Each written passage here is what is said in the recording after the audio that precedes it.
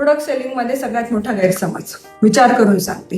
ह्या एका वाक्यामध्ये होकार आहे की नकार कळतच नाही, पण 99% या वाक्यामध्ये नकारच असतो. मग अशा गोष्टी कशा हँडल करायच्या, तर डायरेक्टली कधीही क्लायंटशी किंवा कस्टमरशी वाद घालायचा नाही, कुठलाही आर्ग्युमेंट करायचं नाही, आपलं प्रोडक्ट विकण्यासाठी कुठलीही बळजबरी करायची नाही. कधीही बोलताना एकदम शांतपणे बोलायचं आहे. त्यांना बोलताना असं बोलायचं, सर मी तुम्हाला समजावून घेऊ शकतो. मग त्यानंतर तो तुमच्याशी बोलताना किंवा वागताना डायरेक्टली डिफेन्सनी वागत नाही, थोडं तुमचं बोलणं शांतपणे ऐकून घेतो. मग त्याला थोडं विचारायचंय, सर या प्रोडक्टमध्ये तुम्हाला काय आवडलं नाही, तुमच्या एक्सपेक्टेशननुसार नाहीये का, प्रोडक्ट फिट बसत नाहीये का, की तुम्हाला आमच्या प्रोडक्टचे रेट जास्त वाटले. असं व्यवस्थित विचारल्यावर तो तुम्हाला खरं कारण सांगतो. ज्यावेळेस ऑब्जेक्शन हँडलिंगमध्ये आणि सेल्स करताना खरं कारण कळतं, तर त्यावेळेस तुम्ही ते व्यवस्थित हाताळू शकता आणि तुमचं प्रोडक्ट त्याला नीट समजावून सांगू शकता आणि तुमचे जास्तीत जास्त चान्सेस हे प्रोडक्ट सेलिंगचे वाढतात.